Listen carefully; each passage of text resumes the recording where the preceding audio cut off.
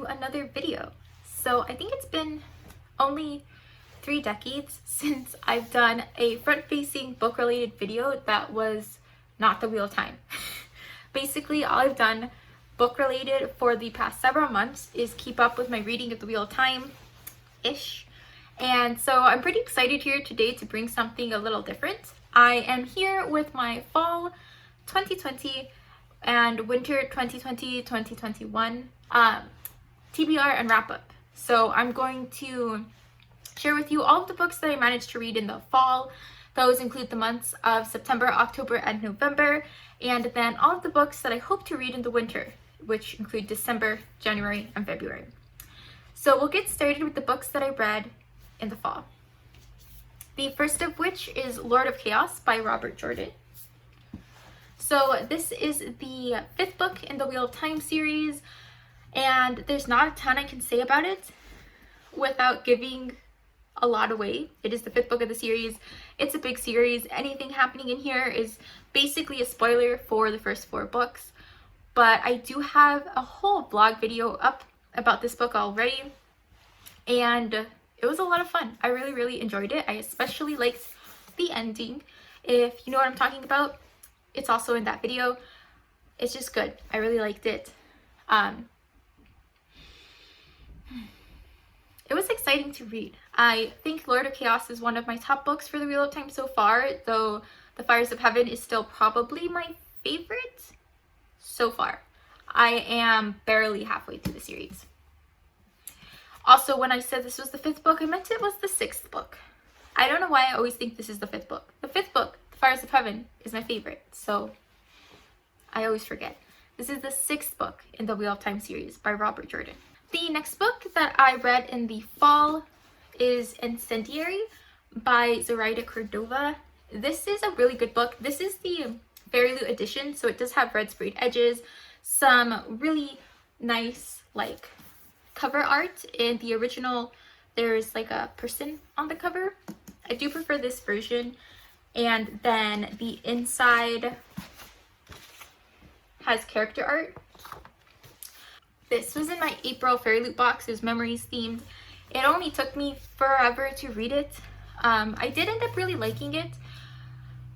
It is about a memory thief. So there are people in this world with various powers. It's genetic, this magic. So some people are born with these abilities and they are basically exiled, and the current ruler is trying to hunt them all down, and the only people able to use this type of magic, he wants to be in control, so they work for him or they don't exist, is basically the choice that they have in a lot of cases. And she's a memory thief, and she's working with part of a rebellion.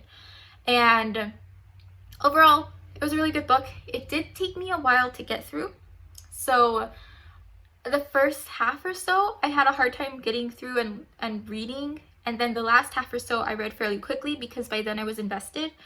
I think that was in part because the way I read this book was like over a really long time for a very short amount of time each time. So I would sit down and I'd read like 10 pages and then put it down because I have to go do something. So that definitely affected my experience with this book in a way that's not the book's fault, but it was pretty good. I will be picking up the sequel. I think it comes out next year. The world was interesting, the setting was interesting. The main protagonist, the narrator, got on my nerves in a lot of places, but ultimately I grew to like her and I would read the sequel. The next book that I finished in the fall is A Crown of Swords by Robert Jordan. So this is the 7th book in the Wheel of Time series. Not much to say that I could say about Lord of Chaos for the exact same reasons. It just continues the story. This one was it was different. The ending did not wrap up quite as satisfyingly as some of the other books, and from what I hear, that's fairly deliberate and characteristic in a lot of Jordan's later books for the Wheel of Time, because from here on out especially, he's treating these like continuous stories, and so one book is not necessarily start and finish a plot. And this book is kind of one of the ones that can or cannot, depending on how you're feeling about it, introduce the slog portion of the Wheel of Time, which is this like infamous little chunk of books in the series that things really slow down in. I've been told that they're still good books, they're just different, and you kind of start to see that here. The ending was a little, just wasn't satisfying, and it didn't mean it wasn't a good book either. Like, I read the book and I was like, ooh, this is good, and then the book ended and I was like, wait, what? It was just over and it didn't feel like as tight an ending. But I am very excited to continue the series in the winter, and I will have a whole reading vlog for this up soon, hopefully. I've been pushing it off for a while, but it will come out. A Crown of Swords by Robert Jordan. The last two books that I read in the fall are actually novellas, so you know, you can count them as whole books or you cannot. I count them as whole books. They were both by Brandon Sanderson. The first was Edge Dancer and the second was Dawn Shard. So these were both books that I picked up in preparation for the release of Rhythm of War, the fourth book in Brandon Sanderson's Stormlight Archive series, which I have been reading with my boyfriend over the past few weeks. Such a good series. I've never read the novellas though. So Dawn Shard just got released and I never read Edge Dancer. The first book that I picked up was Edge Dancer. So Edge Dancer is a novella that takes place between the second book in the Stormlight Archive series, Words of Radiance, and the third book, Oathbringer. It follows a character named Lift as she is essentially being hunted by someone, and she's trying to kind of figure out how to escape the notice of this person while also trying to decide what she wants to do, like where she wants to be. She has grown up kind of being on the streets and on the run, and she steals a lot of food, and that's kind of a party trick for her given her particular set of powers. And in this book she has the opportunity to try to do something more, and she spends most of the novella kind of fighting with that and figuring out where she wants to be.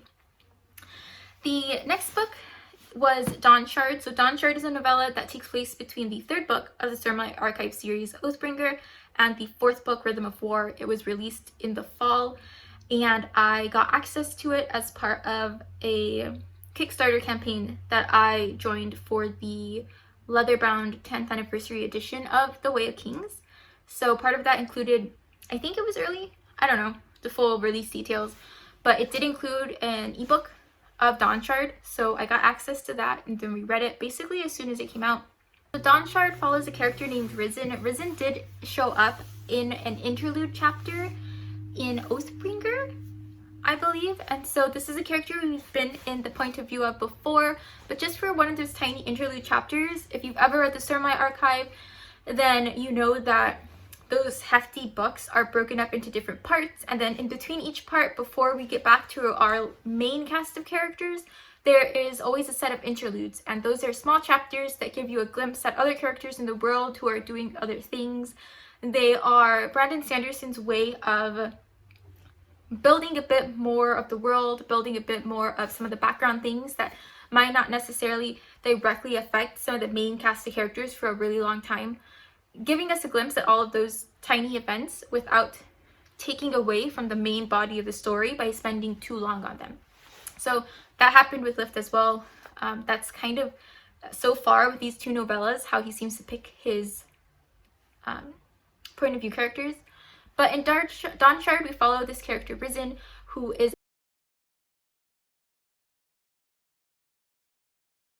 a ship owner that cannot walk. And so in Dawn Shard, we get to see a lot of how she has been dealing with that. We saw the incident in Oathbringer that led to the loss of her legs. It was a trade deal essentially gone wrong. She got into an accident, and then since then she has not been able to walk, and this is not a world where not being able to walk is really accommodated for her at all. And so she's had to do a lot to learn how to continue to be a ship owner and do the things that she wants to do and accept this new version of her life. We see that the central plot that is happening around this personal story that Risen is going through is that she has a pet named Chiri Chiri, who is a really cute little, I don't know what it's called, like a, I forgot the name. I'll put it at the bottom. It's a little pet that she has who is getting sick. So the little guy has been lethargic for a while, and Risen sets out to try to figure out how to make her feel better. And that's pretty much the setup of Dawnshard. Wild stuff happens.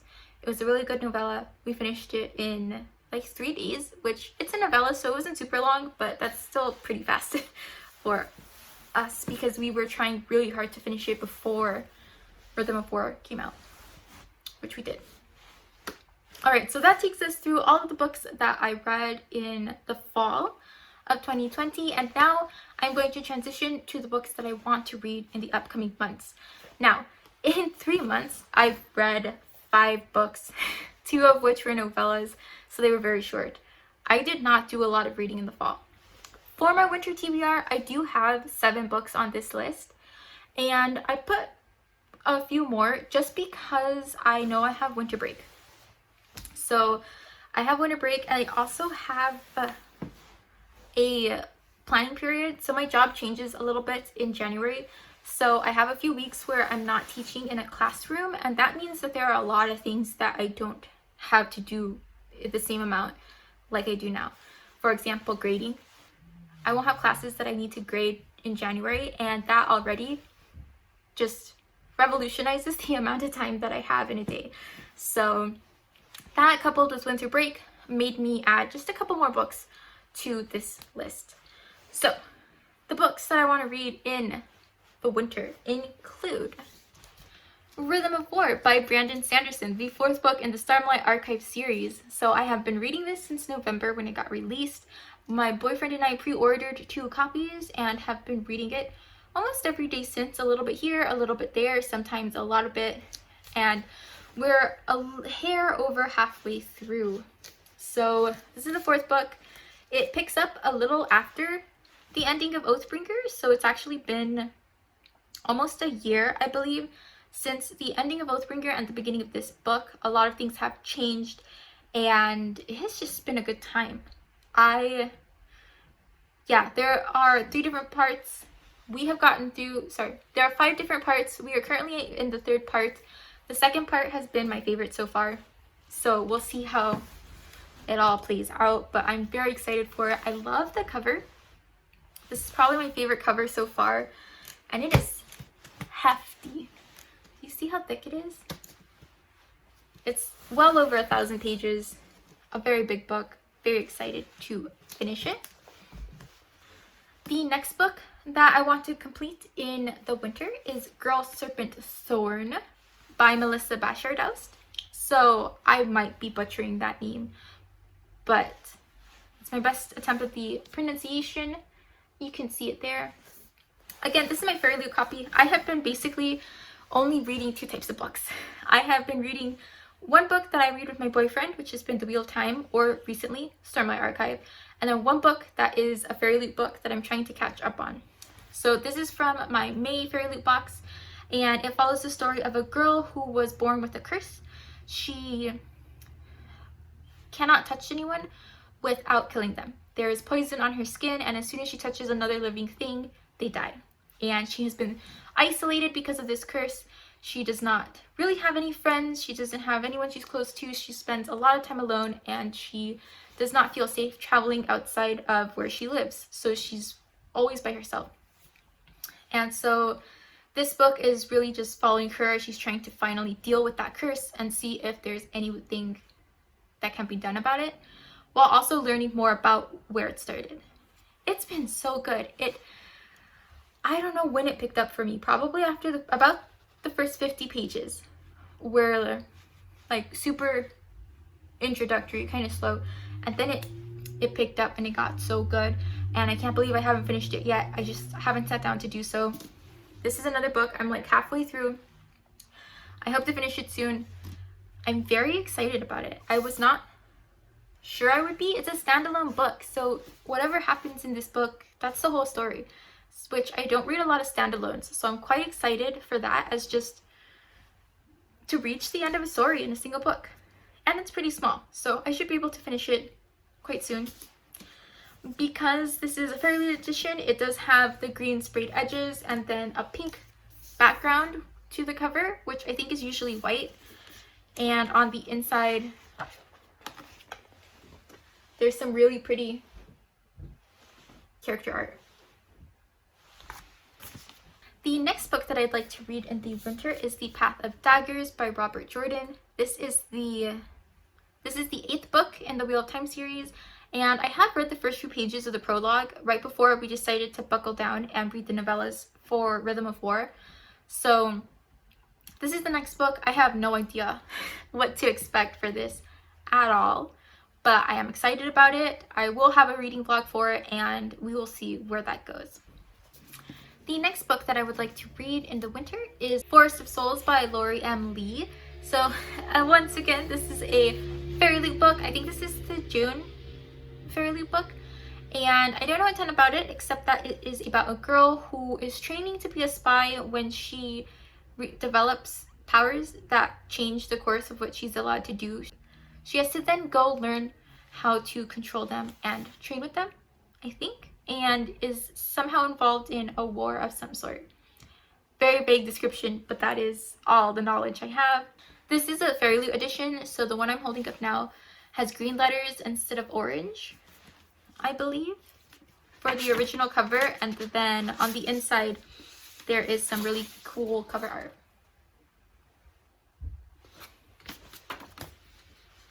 The next book that I'd like to read in the winter is Shielded by Kaelyn Flounders. So this is another Fairy Loot book. That is the theme of this TBR.